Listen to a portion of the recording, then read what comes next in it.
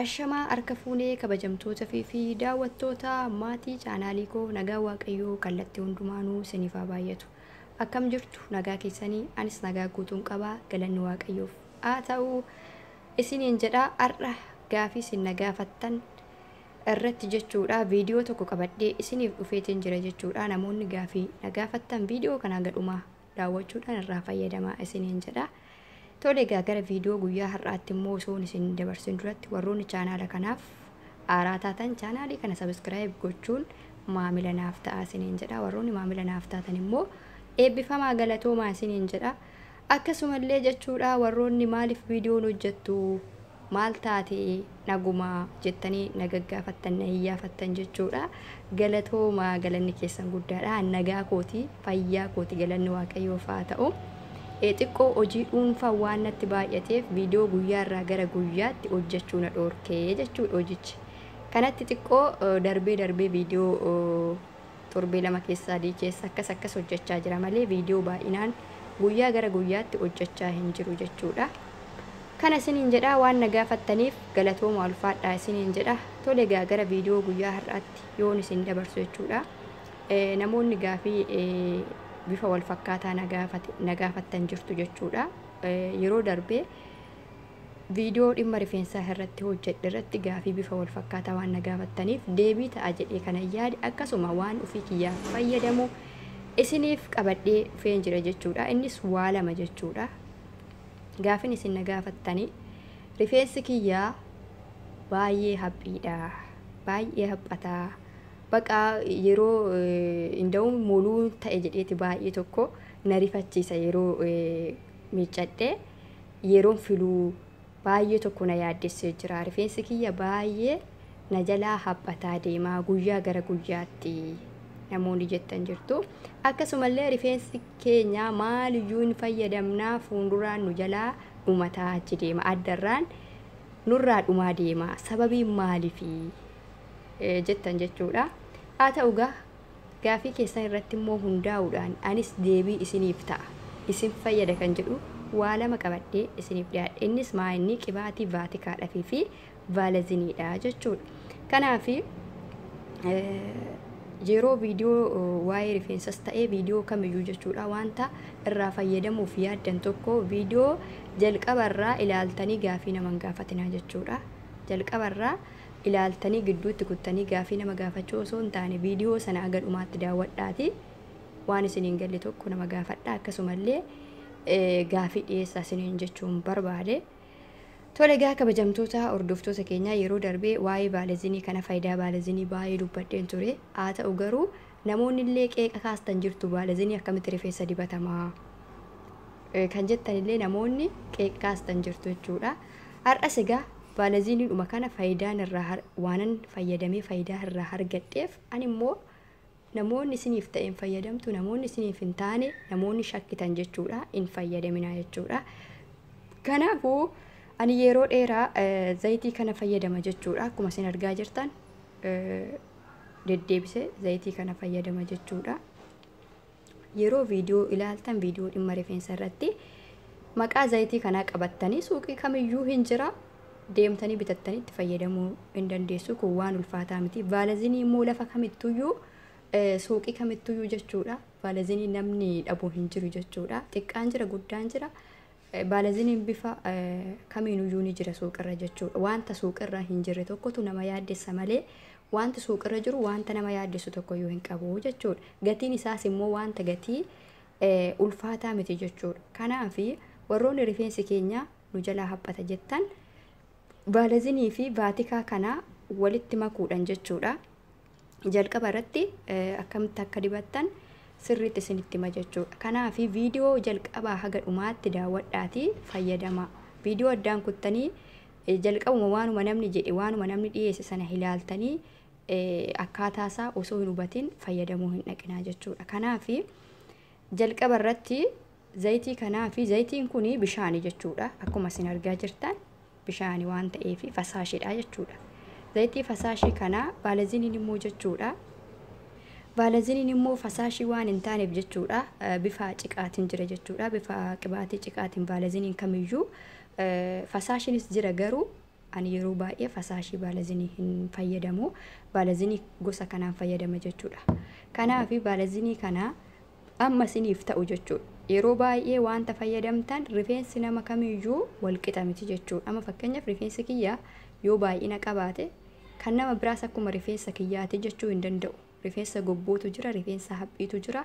Aga isiniif ga'u isintu beeka. Yeroo barnoota kamiyyuu yeroo namoonni waa'ee rifeensaa barsiisan aga nani fayyadame fakkeenyaaf baalazinii kana jechuudha.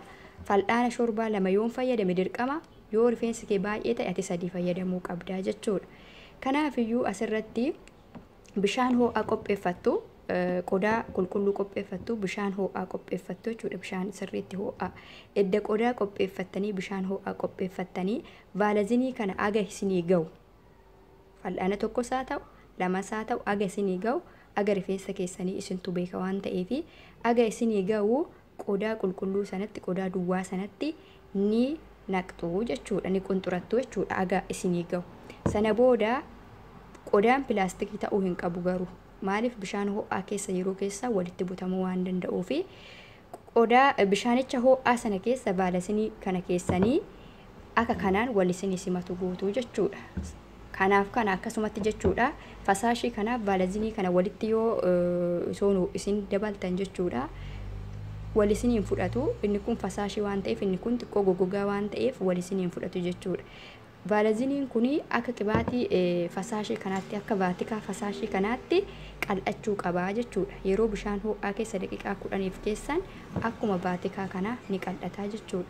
Sana booda waliin maktanii yeroo itti rifeensa keessan miiccachuu karoorsitan jechuudha. Fakkeenyaaf fi aan akka kiyyaatti namoonni tokko qibaatis ta'e wanta dibattan tokko hammuma dibattanii daqiiqaa 30 booda ofirraa miiccitu jechuudha. Wanti hamma dibattanii daqiiqaa 30 booda ofirraa miiccita wantoota akka abukaadoo, wantoota akka muuzii, wantoota akkanaati malee fakkeenyaaf fi qibaatii tokko amma dibattanii daqiiqaa 30 booda ofirraa dhiquun maaliif barbaachisan isiniin jedha. Namoonni gaafii akkasiillee na gaafattan jirtu waan ta'eef.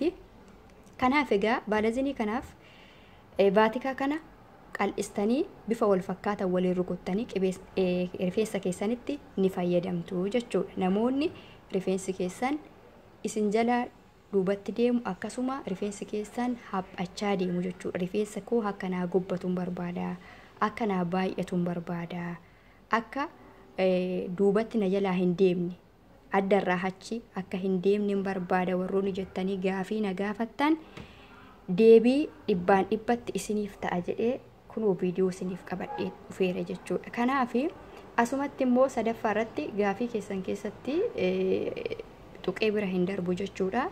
Wantoota akka qibaatii kana, qibaatii kamiyyuu haa ta'u yeroo fayyadamtan, fasaashis haa ta'u, abukaadoos haa ta'u, waanuma fayyadamtan qibaatii waan ta'e amma dibattanii daqiiqaa 30 booda ofirraa dhiquun hin barbaachisuun isiniin jedha. Ana hakiyyatti akka mataa kiyyaatti qibaatii tokko amma har'a yoon dibadhe fakkeenyaaf guyyaa 3tti gaafin ofirraa miiccutu jira jechuudha. Maaliifin qibaatidha waan ta'eef wanti nama ofirraa dhiqu hin jiru jechuudha. Waan namiidhu hin qabu jechuudha qibaatiin. Kanaaf wantoonni daqiiqaa ammuma dibattanii daqiiqaa 30 booda sa'a tokko booda ofirraa dhiqxan wantoota akka muuziif abukaadoo ta'uu qaba. Wantoota immoo qibaatii baalazinii wantoota garaagaraa yeroo dibattan turtanii bultanii ofirraa dhiquu hin dandeessuun isiniin jedha. Inni immoo ammuma dibattanii amma ofirraa dhiqxan rifeensa keessan qisaasessuu ta'a. Akkasumallee qibaatii keessan qisaasessuu ta'a malee faayidaa hin argamu jedheetiin yaada jechuudha. Akkasumallee namoonni ati maal fayyadamta rifeensa keetii jettanii na gaafattanii jirtu jechuudha. Rifeensi kee kan uumamaati moo ati maal fayyadamta? Dhugaa jirtu nutti millee warroonni jettan jirtu jechuudha. Ani rifeensa kiyya jechuudha dhugaa dubbachuudha fi qibaatuma noormaaliif fayyadama jechuudha. Fakkeenyaaf qibaatii kanallee na fayyadama. Yeroo dheeraa viidiyoo kiyya gara gudaa irratti arguu hin dandeessu. Qibaatii kanallee niin fayyadama jechuudha. Kana addisii bitee jira jechuudha. Insaanni amma qibaatiin kun biyyattis fayyadamaan jira. Asittillee qibaatuma kana fayyadama. Waan adda ta'e uumaan fayyadamu jechuudha. Baalazinii kana nan fayyadama. Akkasuma kunuu kana nan fayyadama. Waanuma ofii kiyyaa fayyadamee faayidaa irraa argadhe tokko isiniif qooda. Omaa rifeensa kiyyaa waan addaa tokko hin fayyadamu jechuudha. Guyyaa sanbataa yoon argadhe abukaadoo muuzii nan fayyadama jechuudha.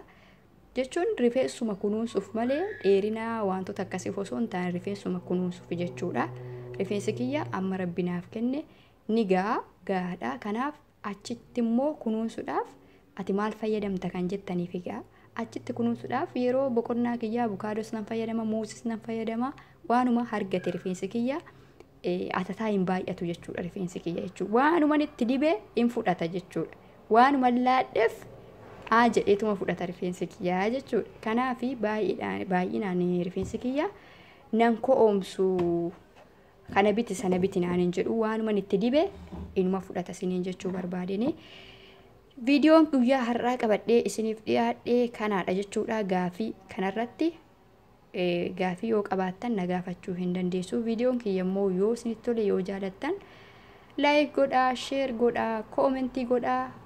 Galatoomaa ulfaadhaa isiniin jedhaa. Baay baay.